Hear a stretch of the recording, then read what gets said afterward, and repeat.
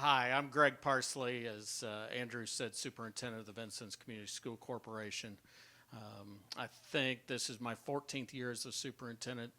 It's my 18th year in the VCSC, and certainly have long felt blessed that I get the opportunity to lead the VCSC. The VCSC, we have 8 different schools.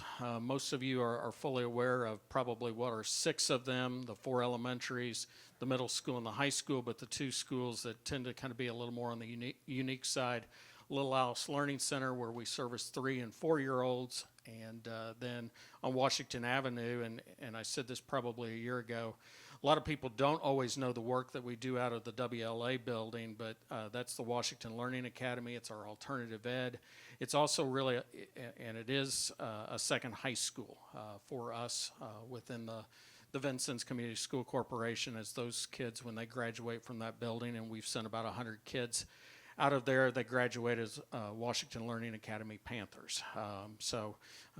That's just a little when it comes to the VCSC.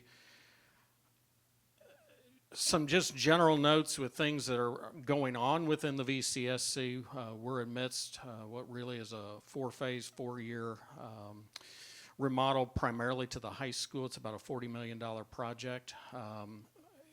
As I've learned over my many years in this community, I mean, people call the Lincoln High School the new high school. Well, that high school is about 4 years old. But that's how things work in Vincennes. I mean, something that's 40 years old is new.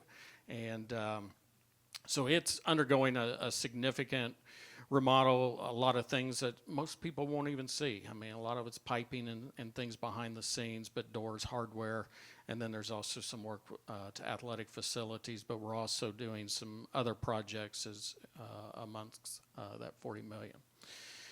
I think, Andrew, you want me to go ahead and talk about workforce, and okay. Workforce obviously is a hot button issue within schools, and a lot of things have changed for Indiana schools over the last couple of years, but really the new initiative to get kids out sooner and more so into workforce types of opportunities. A lot of that goes along with the pathways in which kids are at least on the path, and exposing kids to many different those different pathways, and kids just like many of us, I'm sure, in this room. I mean, I don't know how many of you went to school, or at least when you were in, be it elementary, middle school, or high school, I mean, that you knew exactly what you wanted to be, and if you actually, that's what you're doing today. But for a lot of people, it doesn't work that way. And even with the pathways, you can still change and go different directions. But we do a lot within workforce. Part of that is also the remodel that's going on. And I'm sure that Dr. Bobe will touch upon it, because I know he's spending a great deal of time at North Knox doing many of the things. But we've just completed about a $1.4 million project with another $1.8 million to go on a culinary arts renovation, and putting a full service kitchen in for those kids. And if you look at some of the metrics, for lack of a better word, that careers that kids want to go into, food service and hospitality is a huge one in our area, and we're trying to meet kids and the need for them for that. So we put a full service kitchen in so that they can train. Second phase of that project is actually to put a kind of a community room where we can bring outside groups, and we'd love to host the chamber at some point and let the kids produce the meals and have that opportunity, but also doing things within the trades. We're fortunate, if Dr. Johnson were here, I mean, we stole Norb Brown from Vincennes University, and I'm proud to say that we did steal Norb away from Vincennes University. What he does with our auto shop and our auto program at the back of the house. And then lots of others, but I also want to give a lot of credit to Becky Bushy and Kalina McCormick, are 2 people that we hired under a grant. It was through our service center. Kalina actually came to us first and was doing some things on careers and really working with our elementary and our middle school. And then we had another grant opportunity where we were able to bring Becky on board. And many of you in this room, because many of you I know in this room, but I've seen you at our career fair. And I'll put that career fair up against anyone, but it wouldn't be possible if it were not for the work that Becky and Kalina do. But it's just exposing all the different opportunities that there are for students. And that career fair is not just for our students at Lincoln High School. That's a Knox County career fair, but it's organized by two of our best people. So that in general is just kind of a little bit when it comes to workforce. I also want to mention, many of you in this room, I know Kyla Jones. Kyla, for the long period of time, was our JAG instructor, which is Jobs for America's Graduates, and a phenomenal program. But we decided, JAG has undergone many changes in the state of Indiana, unfortunately, and we, after meeting with Kyla this past summer, we moved her into a position where she's actually working now for us, but with employers as we're placing kids in different jobs, especially their junior and senior year. So she's kind of become also that in between. So a lot of people, when you think of education, you know, and especially when I reflect back, you know, I had 7 classes. You know, you went to those classes, and I did it for 4 years at the high school level. Well, now it's more so getting those juniors and seniors out into career opportunities. So it's a little bit about just workforce and things that we're doing within the Vincennes Community School Corporation. And then the last thing that Andrew asked if I would touch on, and it's interesting because a handful of us in this room, and I know Christy Dietz was there yesterday, we just came from a Vincennes University board retreat, and we spent a great deal of the time after lunch talking about AI and how it's completely transforming education. And I'm one that has said to our folks, you know, we've not put policies in place or anything of that yet, and I'm sure at some point we will, but I think there's an opportunity to embrace, and it's not as we talked about yesterday. I think some people look at AI and think, well, it's going to replace people's jobs.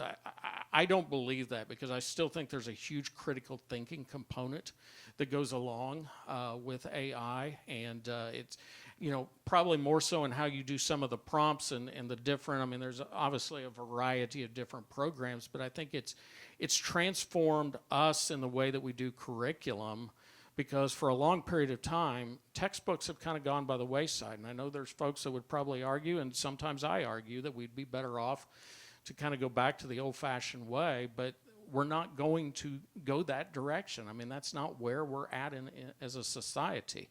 I think the work and things that are happening within AI, it's truly transformational to the point of, I can remember when the internet came about.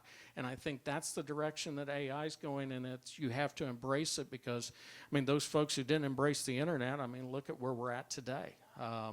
So we're working with those things. I mean, when we do professional development at the high school especially, but also within other buildings, I've seen it at the middle school, the most interesting thing to me, or at least where I think some of our folks are craving for more information, is AI. I appreciate the Pantheon just had an AI for educators workshop, and I know that we were able to send some folks to that.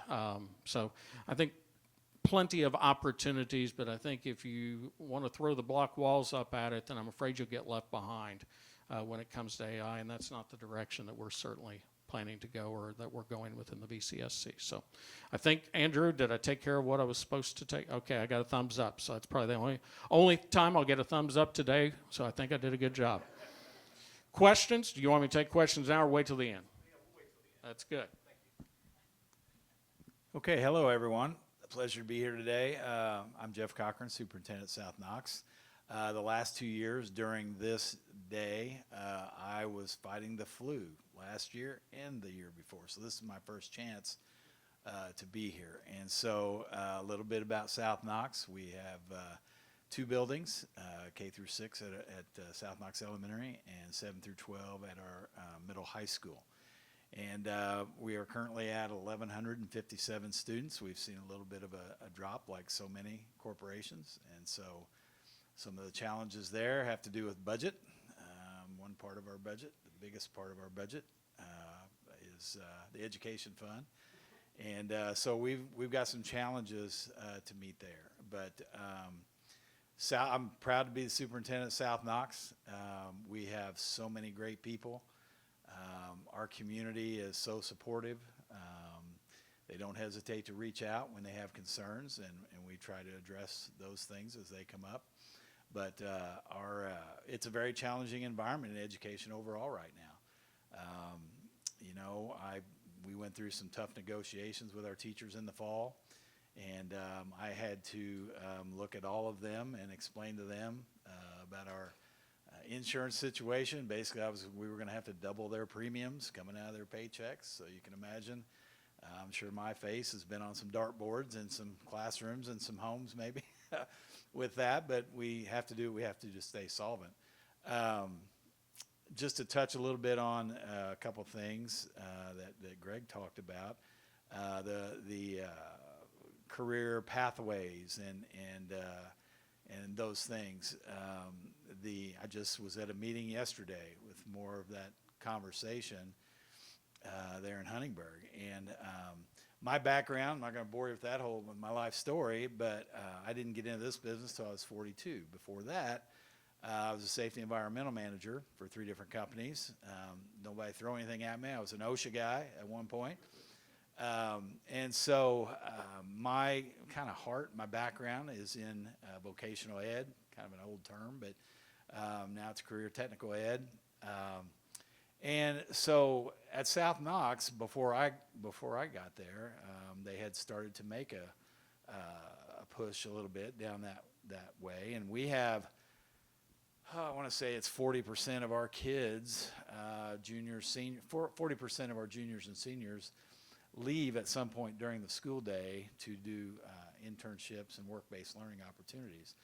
And with the new career pathways, the graduation seals, I won't go down and get in the weeds too far with that, but there is more and more of an emphasis and a push from the state for all of us to do that and create curriculum and add to our curriculum that we already have related to work-based learning. And so we're very fortunate at South Knox to have already had some things in place. You mentioned culinary arts. Susie Nowoski is our culinary arts instructor at South Knox, and it's a very robust program. And we've got some areas that we have to improve in. But you know, we've been meeting. Most of you, if you're familiar with South Knox, probably know we haven't had a high school principal since August 15th. So I've had to step in a little bit in some of that. I was a high school principal for 15 years, so it's not foreign to me. But I've had to get involved with our scheduling, and we've been meeting since October to talk about some things that we're going to be having to tweak in our curriculum so that we can meet new pathways for our kids. So related to AI, we are just getting into that in professional development with our staff. You know, one of the things with teachers is that there's always a concern. I remember this when iPads first came out and Chromebooks, and the concern was cheating. Well, you can imagine as a teacher, what you have to face in trying to figure out whether or not Johnny and Susie and Billy and Mary and everybody got their perfect scores on their quizzes or their homework or their tests using AI. And so part of that battle for administration is to promote and support staff in trying to use all the programs out there in a more proactive way and helping them with their instruction. And so there's always going to be concern about cheating. That's an age-old problem. But gosh, things have just moved at light speed with these things. I'm so old that I was in the first graduating class at Southridge High School, and we had three computers tied to a mainframe at an office building about 4 miles away. Came up with code and had to wait about 10 minutes just to get the answer, hello, you know. So for me, for my professional development, I've had to try to stay on top of these things to be able to help our staff move that direction as well. So it's a huge challenge, and but we are starting those professional development and providing opportunities for our staff to go down that road as well. So that's all I've got right now, but I appreciate the opportunity to speak to everybody, and I'll pass it on. Hi, my name is Samantha McClure. I'm the principal at Flagey Elementary School. here in Vincennes. This is my 7th year as principal in that building. And Joe and I, our schools make up the Vincennes Catholic Schools, which some people don't realize is we're actually 2 of 26 schools in the Diocese of Evansville. So the diocese is sort of our district, so to speak, while the other schools are pretty far away. So I really like that setup because we have a small school environment in a bigger district, so to speak, which really allows us to have the connection with other Catholic schools in the area and be able to collaborate with them in that way. So, but also still have the small environment. We have at Flagey specifically about 240 students, which includes our early childhood program, which we expanded this year, which is very exciting. And we have about 30 employees, 18 to 20 of which are certified staff members or certified teachers. So some things that are exciting and happening at Flagey, we've really been working the last few years on expanding some of our student programs. So last year we added archery into our PE curriculum and as an after-school extracurricular activity as well. With our expanded pre-K, we've added social emotional learning and ALS PALS program through our partnership with Youth First, which I think Joe's going to touch on here in a few minutes. And then our partnership with the Vincennes Police Department to have a full-time SRO at both of our schools, which has been a huge blessing. And now that we have that as a resource, I'm not sure what we did before that. So that really has been a great partnership with the police department. We've also, I see a few familiar faces of people who have helped with this project, but last year we started what we called it the Etiquette Project, but kind of piggybacking off of the career initiatives that the middles and high schools have been focusing on.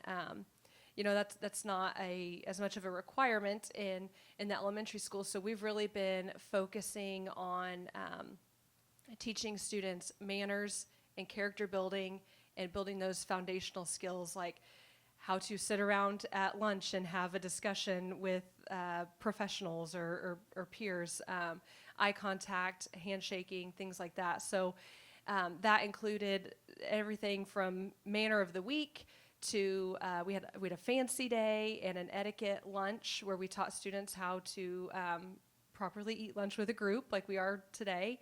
And then we ended it with an amazing shake competition, which is it's a charisma competition, but focusing on handshakes and putting our students in situations where they really have to think on their feet and use those skills that they've been learning all year. So we're really excited to continue that this year and hopefully expand it even a little bit more.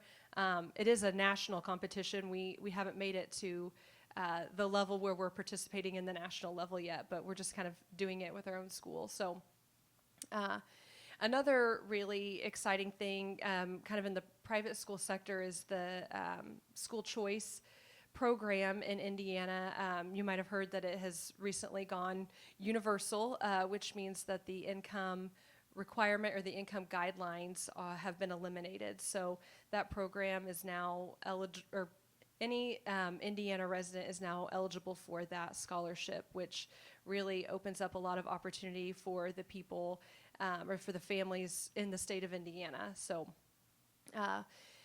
that's one thing that we're both kind of excited about, and schools in our diocese are excited about. So as far as AI goes, we luckily at the elementary level haven't seen a big issue with that within our school. I know it's surely happening outside of school with social media and where they're at the age 4th and 5th grade where they're kind of exploring those avenues.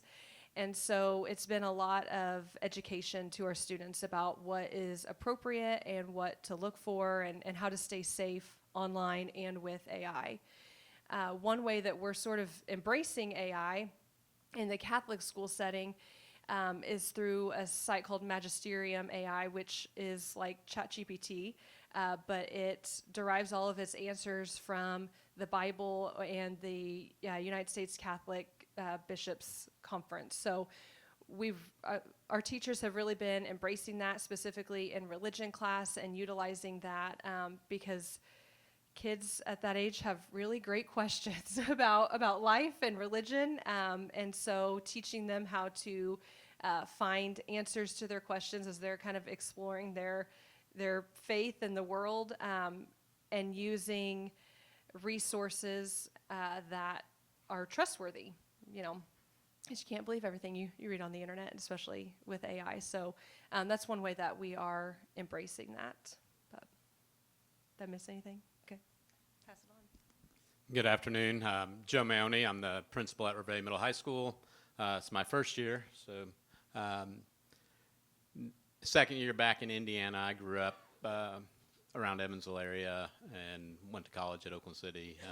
But my wife is from Vincennes, and we have tons of family here.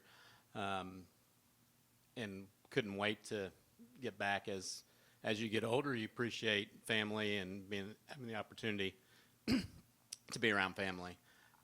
So relatively new. A lot of the things at Revay I'm learning as I go, but really thoroughly enjoy it. We have currently 159 students, and one of the cool things that we just broke ground this past fall on a new tennis complex out at our athletic facilities, and that is nearing completion. It'll be ready, and our student athletes who have not had courts will have the opportunity to practice there now, and it will be surfaced as soon as the weather cooperates and have home matches this season. So that's pretty exciting. When you talk about workforce and those opportunities, we're a little bit smaller, so a little bit more of a challenge. We can't offer a lot of the classes, but we're very thankful for all our community partners that give our kids those experiences, from the CFO program here in town to our kids that get to go out and do internships and get to really see. Dr. Parsley spoke earlier about not knowing what you want to do, and I was one of those people who thought I wanted to be an economist when I was in high school until I got to college and actually took the classes and decided that wasn't what I really want to do the rest of my life. But I'm just grateful our students that are interested in medicine and interested in different things with partnerships in town get to go into those environments and see if there's something.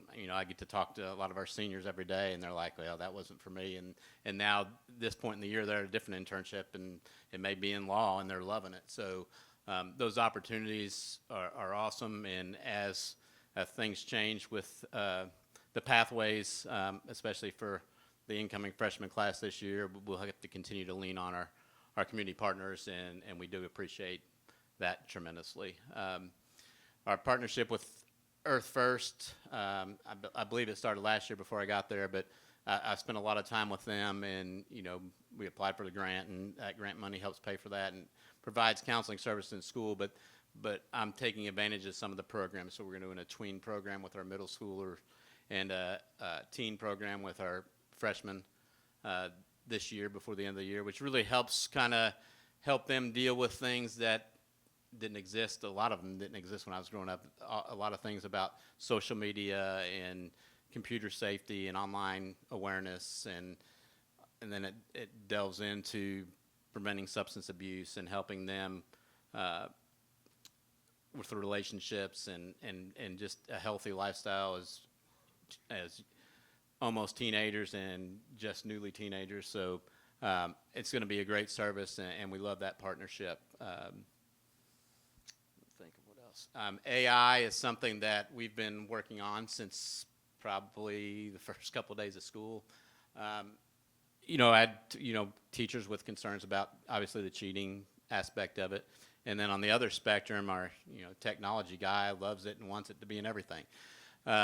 So I'm also the one that we're old enough now that we saw the internet before it was the internet, and all the possibilities, and I think it's something to embrace. So early on, I reached out to a lot of different schools across this area and the country that have begun putting AI policies in place, and so we've took a bunch of those, and we have a committee at school of teachers from different areas and myself that are working on developing what's right for us. We just didn't want to take what's right for one school. It may not fit with our unique situation, but we also want to give our kids the best chance to embrace that technology and where that's going to take them in college and in work and beyond, and out in the workforce, and be prepared with those skills to be able to be successful at the same time without letting them use it for a shortcut to gain the important things they need to learn in the classroom.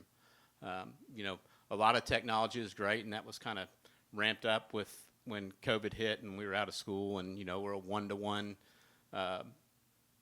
school with technology. So, you know, a lot of times in our English classes, what I encourage them to do at the beginning of the year is close the Chromebook, put all that stuff away, let's get pencil and paper out, and let's do writing that way. And so then we have writing samples. No, we're still using technology. But it's a lot easier for the teacher to then say, okay, when I got your writing samples written, it wasn't like this. So we're embracing that and trying to get as out in front of you as you can of technology, which is the impossible thing to do in today's world, because it's changing faster than you can put a policy in place. But we're always going to try to be as in front of it as we can and give our kids the best chance to be successful. I answered everything. Thanks. I'm Daryl Bove. I'll start by saying I'm very appreciative of these people that are sitting beside me, because we do work well together. I mean, we do talk on a pretty regular basis. Typically, it's about weather. I tell them all the time that, you know, I've been at superintendent for 20 years now. It's hard to believe that it's been 20 years at North Knox, but 20 years. And when we get off the phone in the morning, I just say, you know, when the people are mad at you, tell them it's North Knox's fault. And then Greg does that well. Let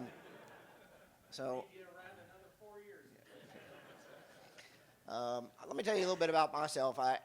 20 years as superintendent, but before that, I mean, I started off in the insurance business, and I was in the insurance business, helped own part of an agency there, and then from there I went back to school and got my teaching degree, and there was no openings open, so I went to work at the coal mine. I don't know how many people know that, but I worked at the coal mine for 8 years, became an electrician in the coal mine, and then all of a sudden a job did come open teaching chemistry, and so I took that job and took a cut in pay, about half of what I was making. But the coal miners told me to get out of there, and said that you need to get out of here, and they were right, you know. And then I went into that administration, and then became a superintendent. I was at Vincennes for a while as a business manager, but I wouldn't change any of the things that I did in life of those changes. And I only tell you that to tell you that with young people, when you're dealing with your grandkids or your kids, you know, and I'm big about this. I just don't. I don't put a lot of pressure on them to stay in something, you know, just because you start something, you know, and something else comes along. I think you have to be compassionate about that. It's just a learning process, you know, and I may change again, you know, and I'm being at 60 years old, I may not be done. I may do something completely different. And it doesn't really bother me that when kids do that, I think, yeah, if that's what you want to do, you need to go do that. And I think we need to remember that. North Knox, like I said, 20 years, we got 4 schools there. I'm not going to go into great detail with everything that goes on there, but we're spending about $10 million right now in our E area, and that's in our vocational area. And let me tell you how that started. About 10 years ago, or about 2 years ago, we started talking to our kids a little bit about, you know, what their interests were at that point in time, and then we kind of got back and got that list of what their interests were at that time, and went through that list. And then my counselors kind of got with it, and we had to look down through what we thought those jobs that were listed or what things they might be interested in, you know, were acceptable or achievable in this area. I mean, you know, being a marine biologist, we weren't really going to go into something like that in Knox County. So, you know, we wanted them to go off to college and learn it, but there are certain jobs here that we have, and so we started to address that. And so we're redoing our entire area back there, spending about $10 million in culinary arts, wood and carpentry work, welding. We've got a a broadcasting area, which I hope that, some of those kids are going to come here. Say what you want to about broadcasting. Podcasting is a big thing right now. There are people that are going to do that in their life. We have personal finance class, Project Lead the Way. It's not just Project Lead the Way. We kind of decided we'd do Project Lead the Way with regards to what jobs are available in this area, instead of it just being somewhere else. We're trying to keep our kids here. We're partnered with the hospital, and we have some of those jobs. And it's not just part about being a doctor. There are just so many jobs at the hospital that have to be, and we're trying to open the eyes to what those might look like. So that's I just was at a meeting this morning, spent all morning arguing with a few of them about the timelines they were making, but things look like they're working out. But, that's what's going on at North Knox, okay? I guess, and to just kind of keep it short so we can get to the questions of what you really want to know, you want to talk to me about AI, okay? Well, let's just be real upfront about AI. I listen to them talk about all that, and I want to be them. I'm not. I mean, I really do. Maybe it's my age, but I'm not a real big fan, okay? And now, am I going to stop it? No. Am I going to embrace it? That's a pretty strong word. For me personally, I don't know that I can use that word with regards to. Now, do I think it's coming? It's already here. I mean, they're using it. But here, let me tell you a little bit about what worries me. I think that there are different sections of people. I think that AI does a great job if you're wanting to save yourself time and you can gather information. I mean, that's what a great tool that is. I mean, it just gathers that information quickly over a variety of views and things like that. But I will say, too, on the same token and I'm just going to call it what it is, I got 3 kids that went through college, okay? And if you think they didn't use AI to cheat, you're wrong. And they never, they were talking about Chat GB, whatever that is, and then they, and they don't think they're always ahead of you. They think, well, we've got this program that checks that to make sure that there's not. Well, they've already figured something out. Well, by the time we figure that out, they figured out a way to get around it. So it's the reality of it that's what concerns me a little bit about that. I don't worry about the people that have been trained in the jobs that they have to use AI. I worry about our younger kids using AI and not being trained properly, and that's how we're gonna adjust with that is difficult. I'll give you a prime example. And this kind of hurts me a little bit, that I had a problem with a tractor that I had. I've been working on a tractor and had a problem for 6 months working on it, and finally I made several phone calls to different farmers and dealers and trying to figure it out, and learned a lot of things while I was trying to figure that out, okay? The problem was I never got it figured out. And so somebody said, well, maybe you ought to ask AI. And so I did that. And guess what? The tractor got fixed by me using AI. I mean, it came up with better answers than I had. And so I was appreciative of having that there. So let's just call that what it is. And it did help me fix that. Now, I asked myself this: the next time something breaks down, am I just going to go straight to AI and ask it for its information? And probably so, because it's going to save me time. What I've lost, though, is all the interactions that I had with the people before I got the answer. Now, you can call that what it is, but that was worth something. And the process of what I learned by making it, not fixing it, and just learning the other parts of what was going on. So it does concern me. And the other thing that concerns me is, call it what you want. I can't get on the internet anymore without asking myself, is that real?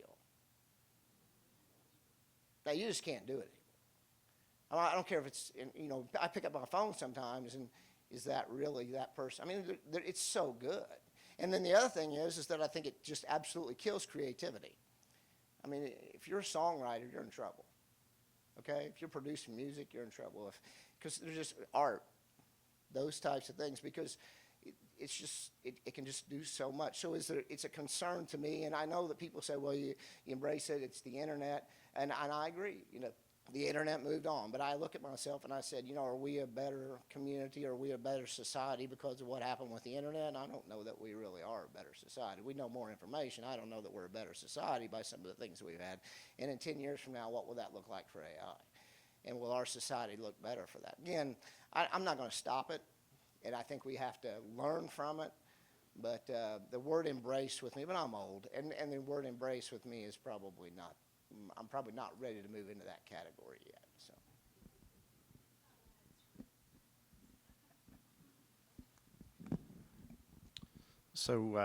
Dr. Bobe is probably going to defriend me, whatever you call it, after I say this on Facebook, but he had a picture on there recently with most of you saw with the Oregon coaching staff, which was very cool.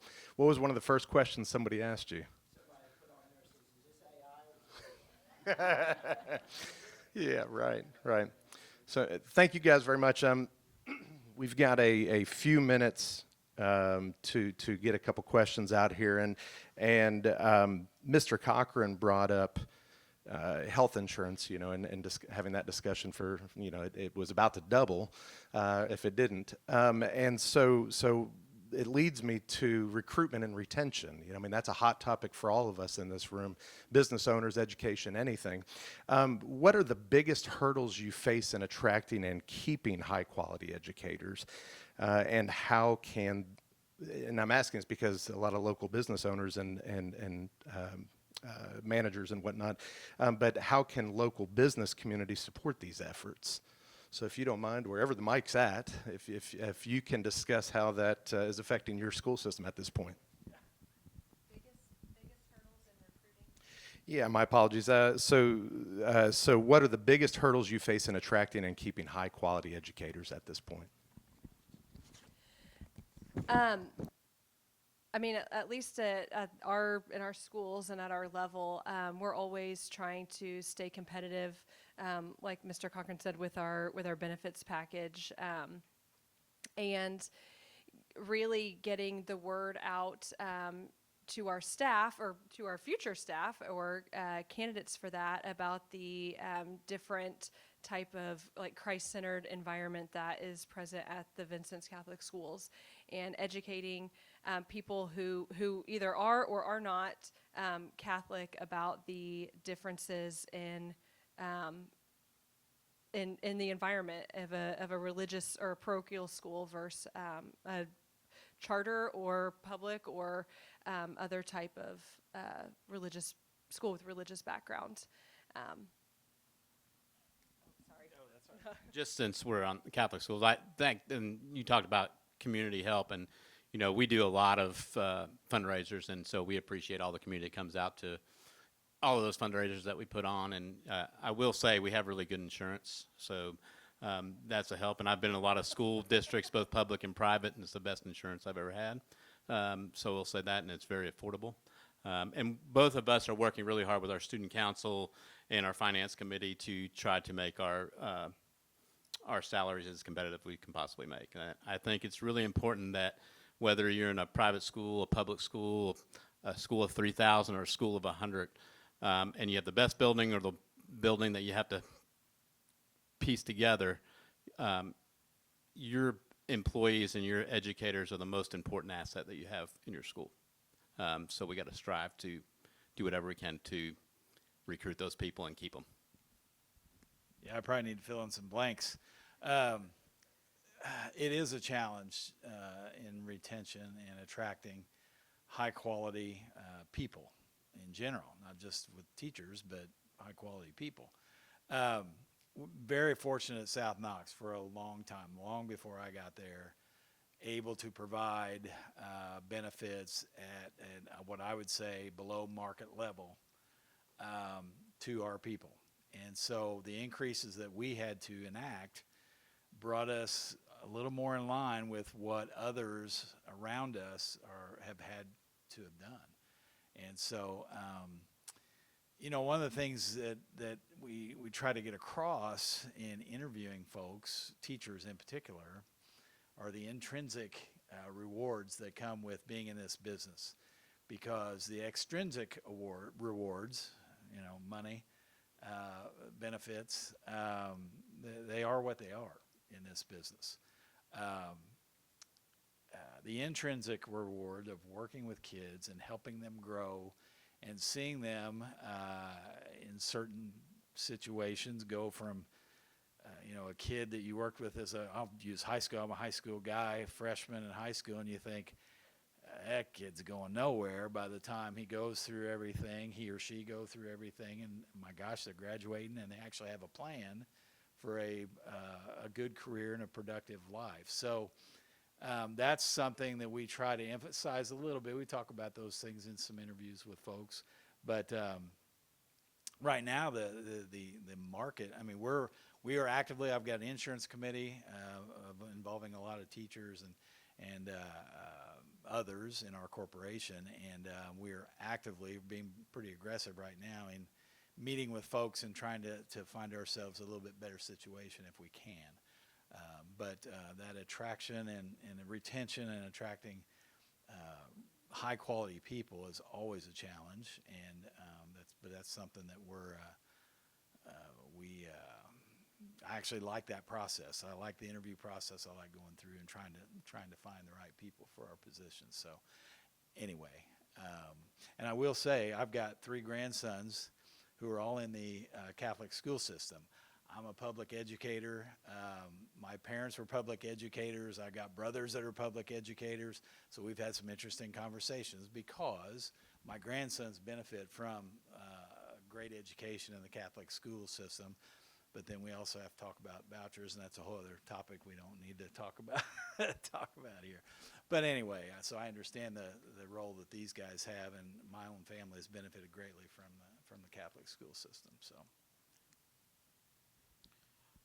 I think when I reflect back over my approximate 20 years in the VCSC, one of the things that I am probably most proud of, VCSC was one of the lowest paid in southwestern Indiana, and we've moved ourselves into the clearly in the top part of the middle, and being sure that we're competitive. And it's, as I think Mr. Cochran said, it's not just about hiring teachers. I mean, we're hiring all sorts of different positions, whether it be administrators, in our case, police officers, instructional assistants, nurses, the whole gamut. But when I think of trying to attract and retain, one of the things that I've seen switch, and it's not just within Vincennes, and some of you in this room have heard the story. When I came to Vincennes, quite frankly, I had no intentions of staying here. It was always just another rung on the ladder for me to work my way up, and I fell in love with this community. I mean, it's a wonderful community that embraces so many different things, and in the beginning, as I look at education, I had felt like we probably had gotten to the point where we were attracting folks from other areas.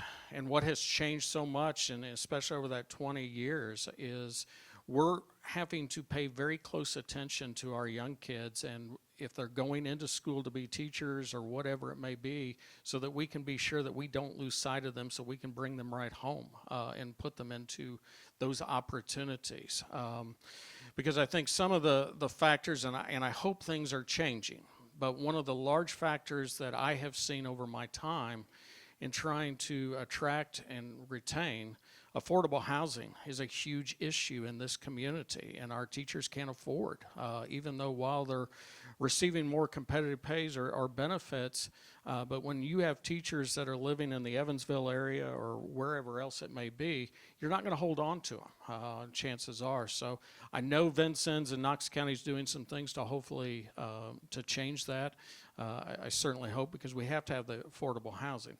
But I also know young kids today, or especially those that are just going into careers, they're going to be far more mobile, and they want to try lots of different things in probably many different localities.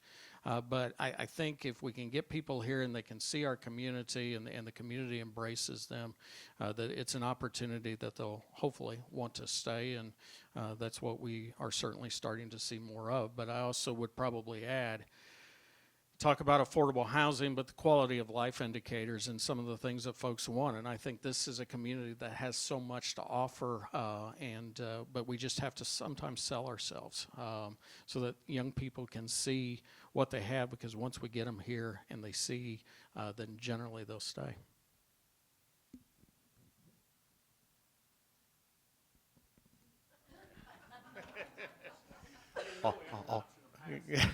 all bases were covered. All right. We're actually going to go ahead and end the panel with that, if that's okay, guys. Thank you all very, very much.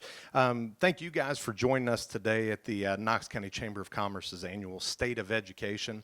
I want to extend a sincere thank you to our sponsors whose support makes this event possible. That's the Vincennes PBS, our presenting sponsor, First Vincennes Savings Bank, our program sponsor, as well as our gold sponsors, North Knox School Corporation, Vincennes School Corporation, and the Vincennes University Foundation. And our supporting sponsor, South Knox School Corporation. Special thanks to each of our panelists, Superintendent Darrell Bobe, Greg Parsley, Jeff Cochran, and principals Joe Mayoni and Samantha McClure for sharing their valuable insights.